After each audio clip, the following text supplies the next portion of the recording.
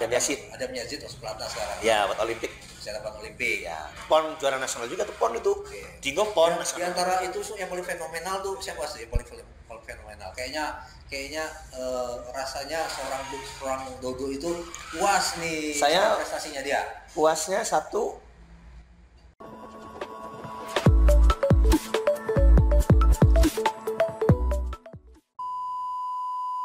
DTC, Diva Taekwondo Center. Lu diriin sejak kapan di DTC? berdirinya tuh sebenarnya 2004. 2004, sekarang Ya, kita 2020, berarti umurnya sudah Mau 15. berarti 16 Mau 16 jalan. mau 16 tahun. Harusnya 16 tahun karena gue lempengin aja sama anak lahir si Diva. Kan Diva itu kan lahir 5 April. Nah, Gue bikinnya jadi biar orang hafalnya gampang. 5 April 2005. Nah, itu- 5. itu kisahnya gimana? Tahu terpikir mau bikin klub terus namanya DTC. Itu gimana tuh ceritanya? Apa namanya itu memang nama dari Sabung Dodo sendiri atau gimana? Ya, ceritanya gimana? Dari saya sendiri, Sendiri ya? dimotivasikan tadi kan pakainya kan Dodo Taekwondo Ya. Center, kok nggak maju. Kenapa nggak pas waktu di Depok udah diriin klub, pas di Bogor baru diriin klub di Bogor kan bikin Ya, DTC ini kan? Bogor.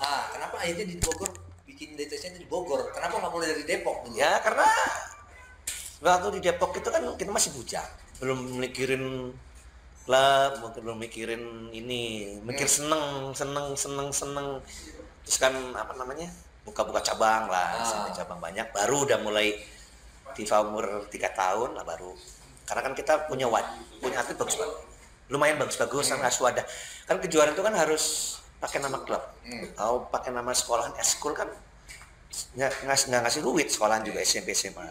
Ya kenapa nggak, kita kan uang sendiri, ngapain kita harus pakai nama sekolah, kecuali kalau sekolah ngasih, ya pakai nama klub sendiri lah, karena uang pribadi.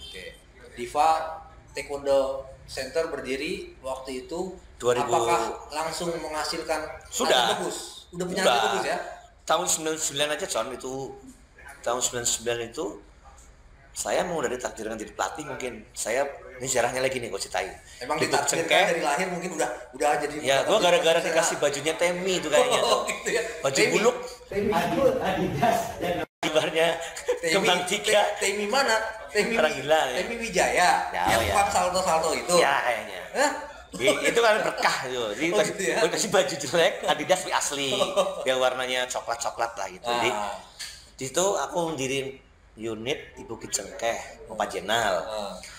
Pertama saya jadi pelatih, pertama saya ikut kejuaraan, dan saya langsung juara umum 1 di Bekasi itu, kota Bekasi Bekasi. juara umum 1 ya. Anak SMA. Tahun 99. 99. Oke, berarti udah Emang belum ada DTC pun udah. Udah jadi pelatih Salah juara ya. Pelatih keren, keren.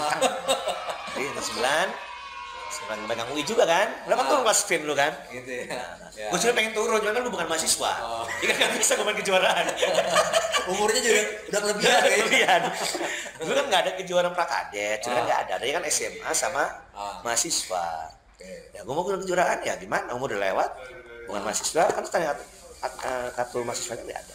Nah di situ baru saya merambah 2000 tuh saya baru menginjak Cibinong, dapat SM1 Cibinong 2000 ya. buka selama 4 tahun, baru tercetuslah lahir DTC. Langsung melesat Juara itu. umum. Oh, Pak, karirnya di situ DTC berdiri langsung melesat tuh ya. Alhamdulillah. Prestasi DTC ya. Kejuaraan pertama tahun 2005 ikut lagi di Bandung Open, itu tadinya udah ditutup kuotanya. Itu kebetulan kota pelatihnya Master Budiono tuh dari kota Bandung tuh. Tadinya kan gue ditolak. Karena lobby dapat jatah 15. Alhamdulillah yang ikut 800 tahun 2005 loh tuh. Itu 800 berapa lah. Alhamdulillah saya juara umum 3. Jadi juara satunya kan se-Jawa Barat. Se-Jawa Barat. Itu pertama 2005 aja udah langsung dapat 4 emas. Karena RBT itu sama dari emasnya, 4 emas, 4 perak. Cuman RBT kan yang ikut banyak. Jadi saya kalah peserta, jadi saya juara umum 3. Itu sejarahnya sampai sekarang. Ya. Jadi kalau di total gitu kan berapa piala udah didapetin sama DTC ini sepanjang karirnya? Kayaknya tuh Orang Dodok sama seorang ribuan ya. sama Dodok, ribuan Sampai satu rumah full. ribuan piala. Iyalah. Gila rumahnya. Jadi kalau- rumahnya pasti segede apa tuh? Hah? Udah rontok-rontok rumah pindah mulu. Jadi ribuan udah lupa kayak itu berapa ya? Karena kan emang dari 2005 kan. 2005 alhamdulillah kejuaraan tiap ikut kejuaraan selalu juara umum. Pokoknya sampai detik ini saya ya mungkin ya dikatakan sombong mungkin ya janganlah ya. Saya lepas juara umum itu kemarin UPI 2017. Baru kemarin kalah nggak bisa juara umum ya? Ya, Itu kenapa tuh? 2018. Ya, sekarang kan udah mulai Taekwondo udah mulai rame, ya. terus kan sekarang banyak klub-klub merger kan. Jadi maunya ada 4 klub. Ada namanya universitas juga gabung sama beberapa pengcap. Sedangkan DTC ini Murni sendiri, ya, udah duit sendiri, klub kecil duit nggak sendiri. ada yang dari pemerintah pun nggak ada. modal gitu ya. Jadi dikalahnya di situ, tapi nggak apa-apa perjuangan. Tetap kita biarpun nggak juara pun tetap harus belajar. Kalau atlet level yang udah juara nasionalnya ini DTC berapa banyak tuh Udah ada nasionalnya dari DTC? udah 15 orang lah. 15 orang Juara nasional. statusnya ya. Juara nasional. Lebih ya 15. Gila. Namanya kita mau membina prestasi kan pasti Modal gede. pasti pakai duit ya kan, Ya. nggak mungkin nggak pakai duit, semangat tetap ada. Nah ini DTC gimana ini DTC bisa modalin apa namanya klubnya sehingga atlet bisa dapat sampai 15 atlet kayak gitu, pasti modalnya kan Lebih. nggak Ya. kecil gitu. Soalnya kan kau hobi banget, jadi hobi. Dan memang aku juga dulu unitnya lumayan banyak. Atau punya perusahaan makanya Ya. nih Nggak, dari taekwondo aja. Gua hampir 20 unit kan, SMP, SMA. Terus gua anak baru 1 gitu kan.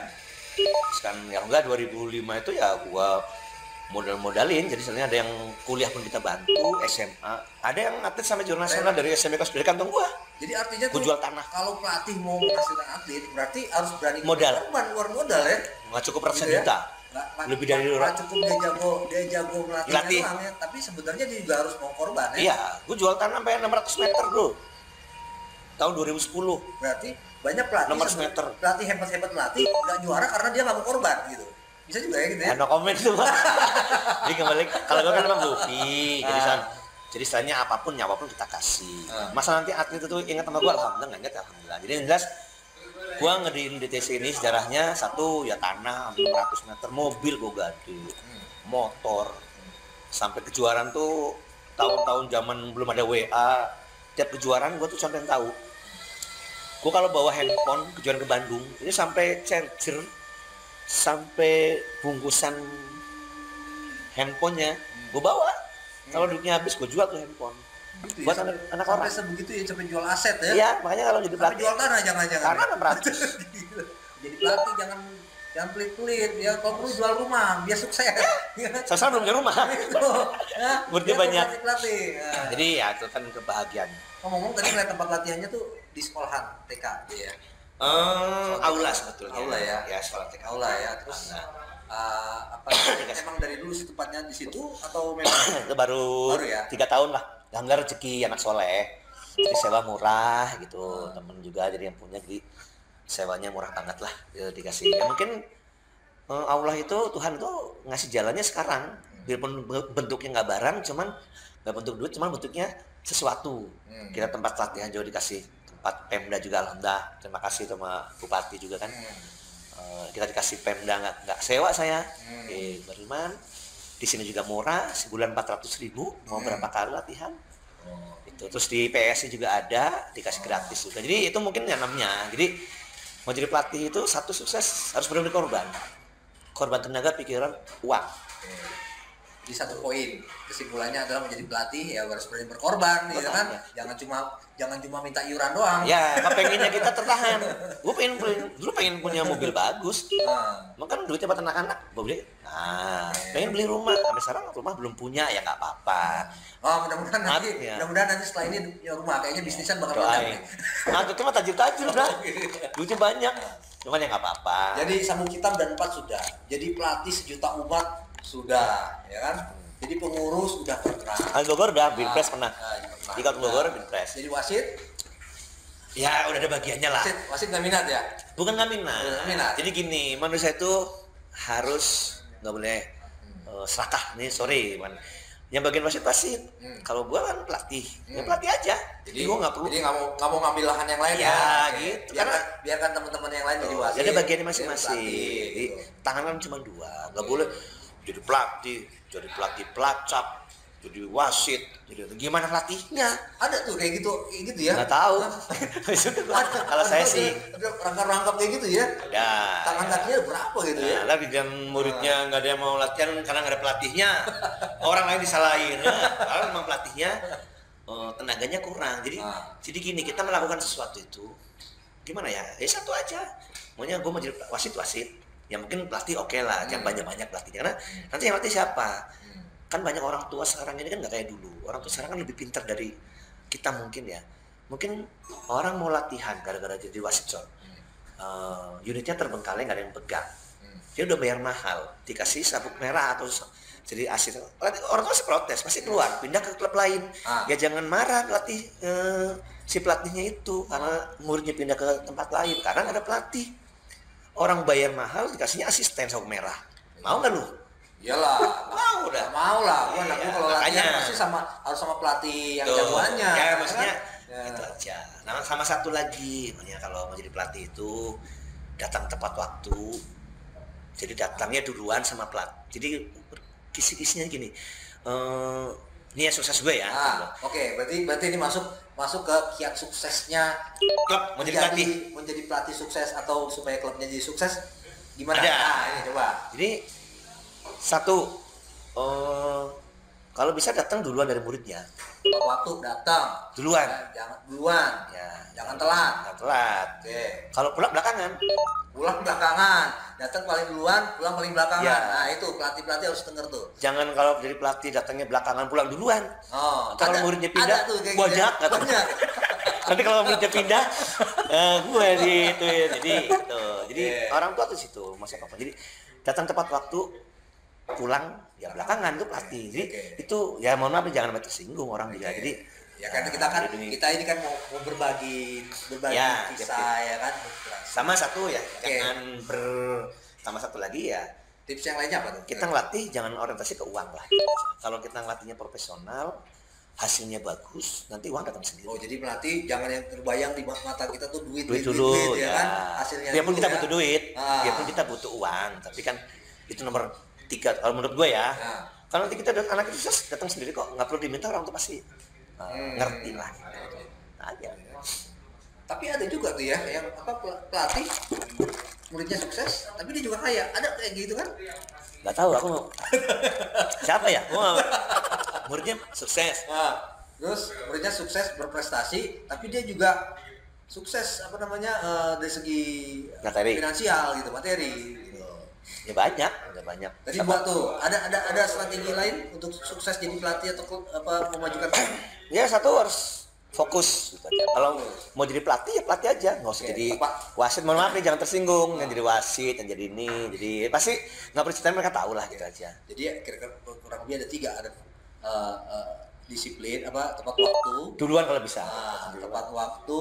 Kalau belakang selesai jangan duluan. Jangan orientasi uang banget.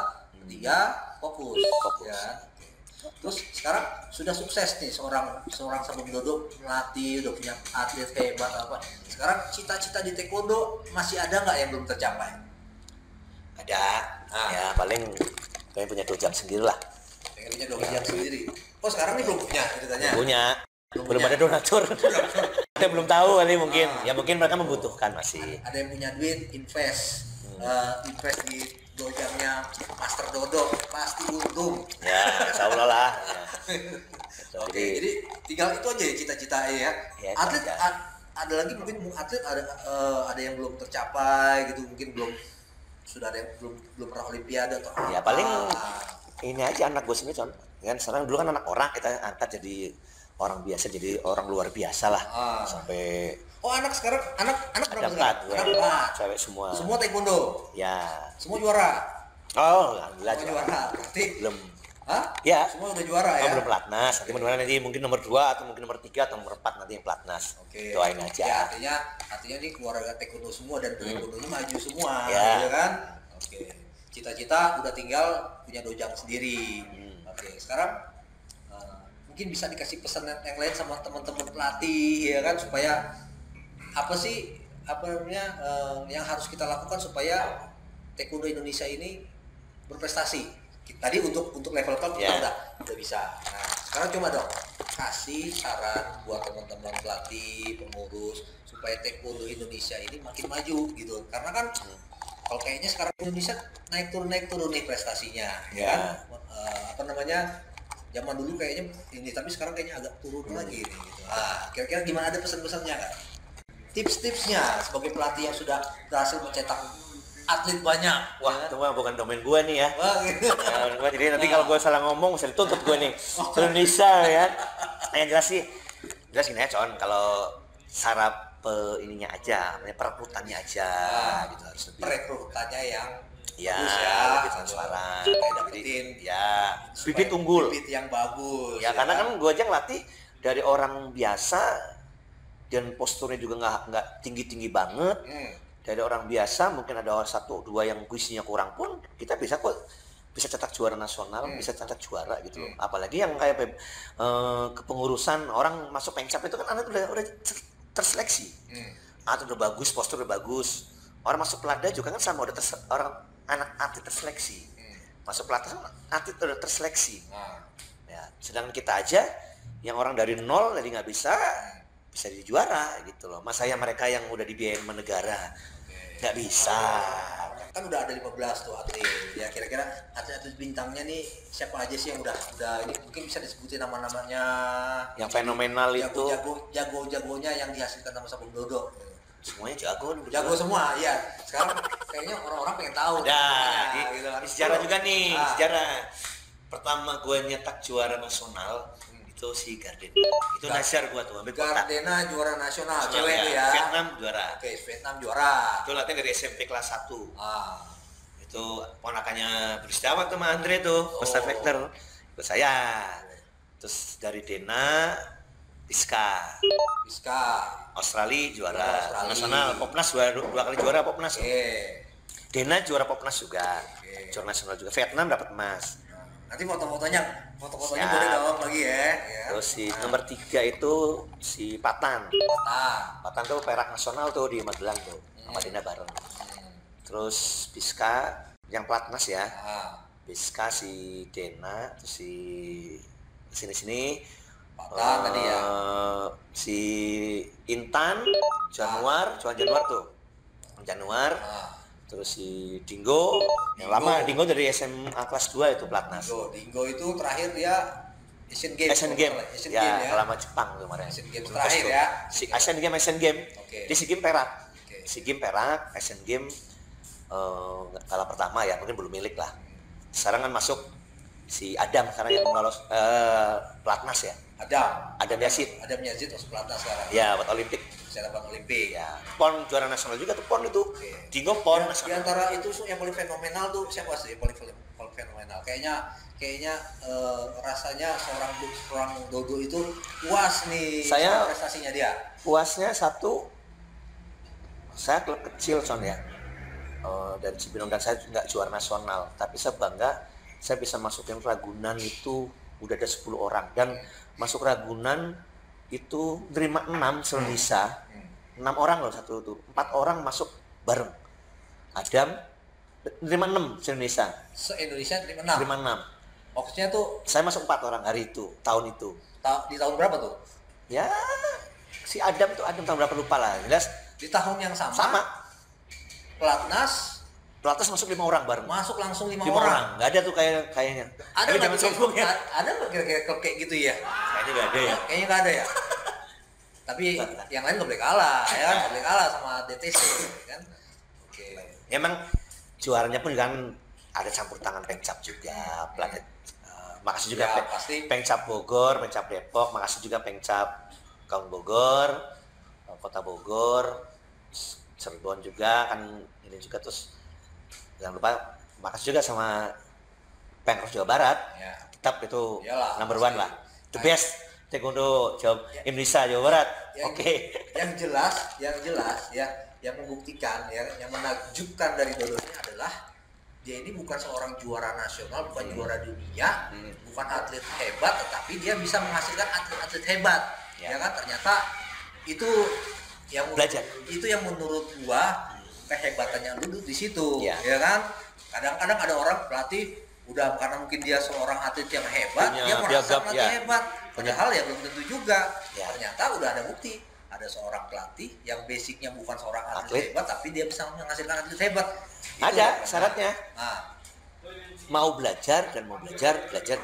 iya pasti gitu Ya, kan. belajar. Jadi jangan puas lah, jangan puas merasa. Jadi kita harus lebih hebat dari atlet. Misalnya minimal kita pola pikir kitanya kan, ya, nggak boleh sombong juga. Mau belajar sama senior kita. Gitu. Gue cuma minta satu, gua kapan diajak latihan taekwondo ya, bareng-bareng yang lain kita bikin jadwal. Ayo, Ya, latihan oke. TKKJ ya. Kemarin itu si Mandra. Bang Kasman itu udah nunggu katanya latihan taekwondo kapan bareng-bareng di Sabuk Hitam, ya kan? siap. Ntar gua undang lah penting tempat nih, gue. Ya. Tempat lu ya. Tapi jangan latihan bisa nendang-nendang, encok ntar. Dia bukan jurus aja, tegak. Gak apa-apa, sparring sekali lah dikit, ya kan? Tunjukin kehebatan seorang Jackie Chan, ya kan? Tinggal ya. Oke, Master Dodo, thank you ya. Sip, assalamualaikum. Nah, Oke, Cimolers, tadi kita sudah ngobrol-ngobrol sama seorang pelatih taekwondo sukses, sama Master Dodo. Ya, kesimpulannya buat teman-teman ya, teman-teman yang berkarir di bidang olahraga khususnya taekwondo, jangan berkecil hati. Ternyata mau jadi pelatih sukses itu nggak selalu harus jadi atlet sukses, ya kan? Tapi kalau memang dulu pernah atlet sukses ya itu bonus, ya itu tambahan. Tapi intinya kerja keras, disiplin, fokus itu akan membuahkan hasil yang bagus, membuat kita jadi atlet berprestasi. Sampai situ aja, sampai ketemu video-video kami yang lain.